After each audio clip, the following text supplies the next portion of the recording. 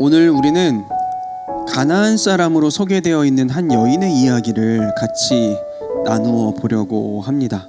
가나안 여인이라고 했어요. 가나안 여인이라고 해서 이 말씀을 보게 되면 이스라엘이 가나안 땅에 자리를 잡고 있으니까 혹여 이 사람이 유대인이겠구나라고 생각할 수도 있지만 본문의 내용도 그렇고 또 병행구절입니다. 마가복음에 나오는 말씀에도 보면 이 여인은 유대인은 아니었어요. 그리고 오늘 말씀의 이 이방 여인은 자신의 지역 가까이에 오신 주님의 소식을 들었고 자기의 이 안타까운 사연, 딸이 아프니까 그 딸을 낫게 하고 싶다라는 그 사연을 들고 해결받고자 주님께 찾아 나온 거였죠. 그런데 웬일인지 이 여인이 주님과 만나려고 했는데 주님과의 만남이 쉽지가 않았어요. 말씀 23절에 보면 되려 제자들이 예수님에게 간청할 정도로 예수님께서는 그 여인의 목소리에 반응하지를 않으시더라라는 거죠. 주님께서는 이 여인의 간청하고 또 간청하고 있는데에도 별로 반응하지 않으셨어요. 못 들은 척 하시는 거죠. 심지어 24절에 보면 이렇게 말씀합니다. 예수님께서 대답하셨습니다. 나는 이스라엘 집의 잃어버린 양에게로만 보냄을 받았다. 자, 지금 상황이 이렇게 되니까 그 여인이 주님 앞에 나와서 다시금 간구합니다. 주님 도와주세요 라고 요청을 했어요. 그러자 주님이 어떻게 하세요? 한 걸음 더 나아가서 그녀를 당황하게 하죠. 26절입니다. 예수님께서 대답하셨습니다. 자기 자식의 빵을 집어서 개에게 던져주는 것은 옳지 않다라고 말씀을 하셨죠. 아무튼 오늘 말씀에 주님은 이 여인을 향해서 그렇게 개에게 빗대어서 말씀을 하셨어요. 그러니 이 여인의 마음이 어땠을까? 보면 22절과 같이 이 여인은 자기의 딸을 고치겠다는 그 하나의 일념하에 염치고 뭐고 사회적 지위고 뭐고 다 내려놓고 주님께 나왔을 거예요. 그렇죠? 아마 그녀는 유대인들이 자신들 이방인이라고 여겨지는 자기들을 상대하지 않아 하고 싶어 한다는 것도 알고 있었을지 모릅니다.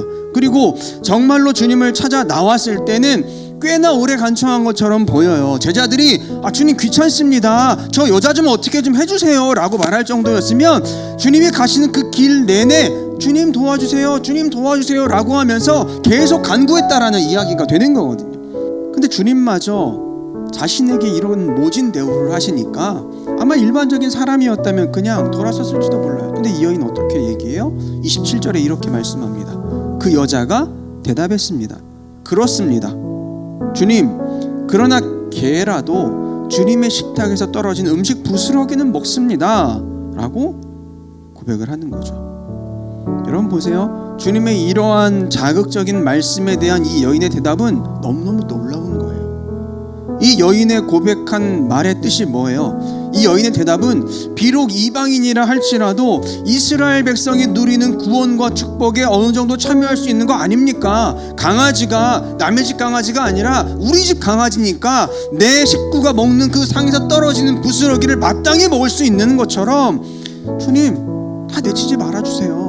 나도 믿음을 가지고 주님 앞에 나왔습니다. 나도 당신을 믿고 당신의 능력의 하나님 명안에 믿습니다라는 고백이 이 안에 담겨져 있는 거예요. 하나의 공동체라는 표현을 하고 있는 거잖아요. 그래서 어떻게 됩니까? 28절에 이렇게 나오죠. 그러자 예수님께서 말씀하셨습니다. 여자야, 너의 믿음이 크구나. 내가 원하는 대로 될 것이다. 바로 그때 그 여자의 딸이 나았습니다 라고 말씀이 되는 거예요. 겸손한 마음과 간절한 믿음에 대한 예수님의 대답이 이러했다는 거예요. 말씀 속에 나온 이 여인의 믿음은 지극히 겸손한 믿음이었어요. 낮은 자의 심정으로 주님 앞에 은혜를 간구하는 이 여인의 겸손은 바로 주님께서 그 자리에 있었던 모든 이들에게 깨닫고 싶어 하셨던 그런 메시지였다라는 거죠. 여러분, 우리의 신앙, 우리의 믿음은 어떠합니까? 보면 우리 모두 다 꽤나 오랜 시간 동안 신앙생활을 해왔어요. 적잖이 말씀도 알고 믿음 생활이 무엇인지 나름대로 다 알고 있는 사람들입니다. 그래서 예배할 줄도 알고 기도할 줄도 알고 찬양할 줄도 알고 그런 게 우리의 모습이에요. 그렇다면 오늘 그렇게 신앙생활 좀 해본 우리는 어쩌면 말씀 속에 나온 이 가나안 여인보다도 주님을 더욱 잘 알고 깨달을 수 있는 여건 속에 있다라고밖에 볼 수 없는 거죠. 그렇기에 어쩌면 이 여인보다 더욱더 주님을 필요로 하는 자가 되어야 마땅하고, 그분으로부터 오는 귀한 은혜와 복을 누구보다 간절하게 사모하고 찾는 자가 오늘 예배하는 우리가 되어야 하지 않겠냐라는 거죠. 자녀에게 주시는 떡이 아니라 그 상에서 떨어지는 떡 부스러기로도 우리를 충분히 또 풍성히 먹이고 채우실 수 있는 주님임을 내가 알고 있기에 더욱 겸손과 간절함으로 그 주님을 구하고 찾는 자가 누구? 오늘 예배하는 우리가 되어야 하지 않겠냐라는 겁니다. 근데 우리는 점점 이런 가나안 여인의 믿음을 잃어버리는 것 같아요. 신앙생활의 연수가 차면 찰수록 주님에 대한 간절함과 애달음이 커져갑니까? 여러분 그래요? 주님이 더 소중해지고 주님에 대한 열망이 더 커져갑니까? 아니면 그냥 바리새인들처럼 형식만 남고 모양만 남은 채로 어느새 주님 앞에서도 뻣뻣한 채로 그렇게 서가고 있진 않는지 돌아봤으면 좋겠어요. 여러분 그런 삶의 결말이 뭐예요? 설명에 나오는 건 명확합니다.